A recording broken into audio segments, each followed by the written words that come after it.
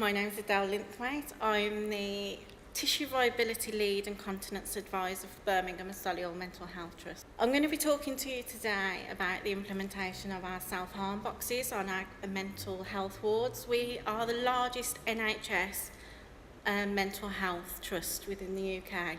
We have 52 wards, ranging from mother and baby to secure care, acute, dementia and frailty.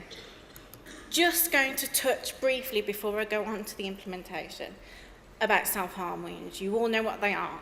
They are a response to an emotional pain, a way of communicating. These patients or service users or members of the general public have been through some absolutely unimaginable, unbearable situations.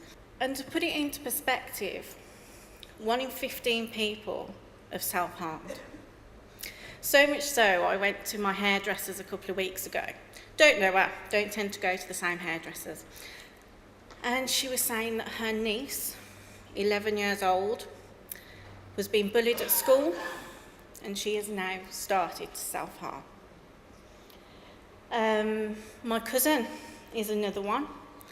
She self-harmed when she was younger. I'm not quite sure of the reasons behind that. She did one a few years ago. She burnt herself on the iron. Now, for any of us that iron, we've all burnt ourselves. Yeah. It's usually on the stomach, a steam burn, or a line. It was an actual triangle on her arm.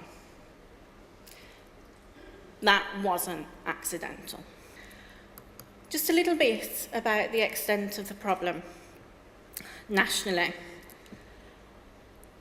Self-harm accounts for 200,000 A&E attendances every year within the UK. Each A&E visit, ambulance call-out, costs around £200 to £250.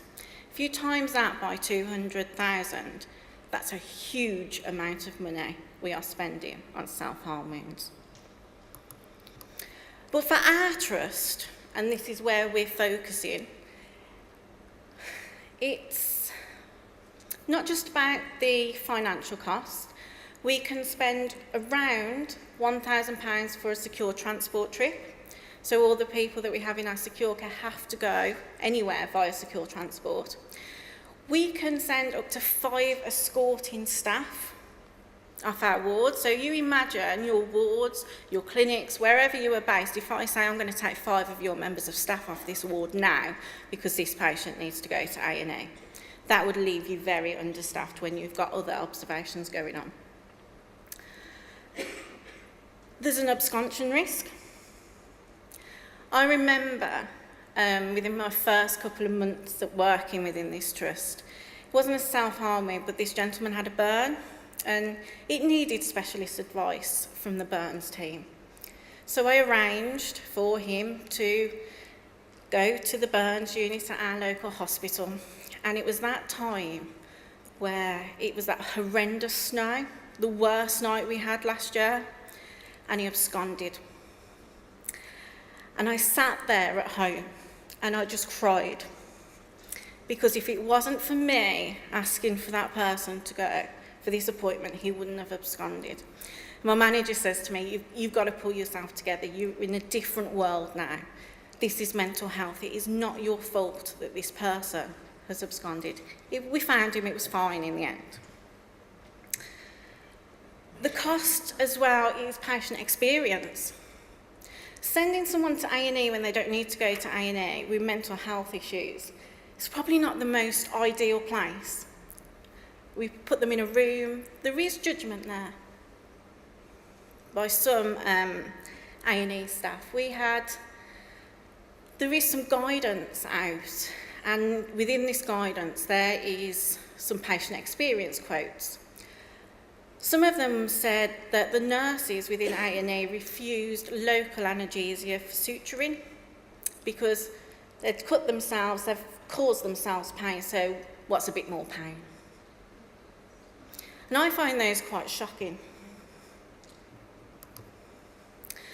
So what did we do to help with all of this?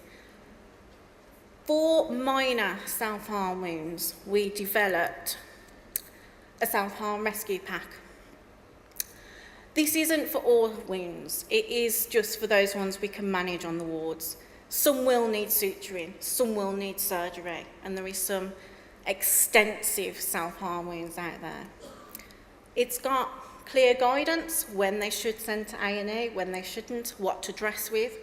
We have pathways for lacerations and cuts, burns, bite wounds and risk of ingestion, because some of our patients will eat our dressings or put them down the throat.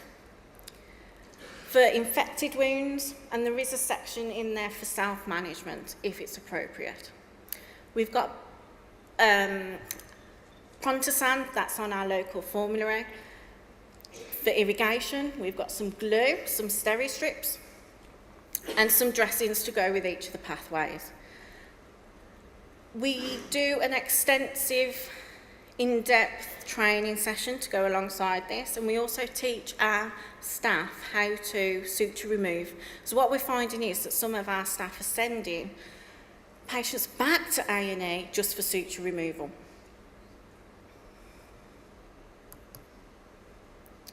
So what were our outcomes? We found we had reduced A&E visits, and in turn we had reduced costs. In some cases, because it's why that person self-harms in the first place, there was one patient where we actually reduced the incidence of self-harm, but that's not for everybody. We reduced infection rates because we had the antimicrobial solution, we was closing straight away. We increased our staffing levels because we wasn't taking 3, 4, 5 members of staff off the ward. Patient experience. This one, going back to what happens in A&E, is quite a predominant one. They're being treated by their mental health nurse, who they've built their relationships with there and then. So they're not being sent away and treated by a stranger. So while we're actually dressing the wounds, the nurse can ask them why, what triggered this, and help them with their mental health that caused the self-harm wound in the first place. Wound healing improved because we was closing them straight away by primary intention for some of them. Staff value, I'm not quite sure whether this was the right word, but this is in relation to staff. Our nurses are mental health trained, obviously, they're not general nurses. They have very limited knowledge on wound care, dressings, but they wanted to help their patients. They didn't want to send them to A&E.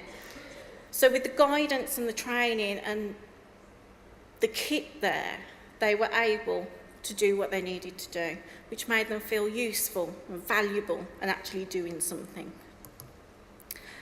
Just before I finish, I just wanted to say that I'm not in my comfort zone standing here as a first-time speaker, but also I'm not in my comfort zone being a general nurse going into a mental health setting, dealing with all these self-harm wounds. It's really challenged my skills, my knowledge, and on some occasions, my own personal values and beliefs.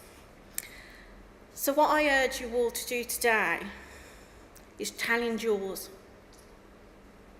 Push your boundaries. Think about why these people are actually self-harming. It's not for attention.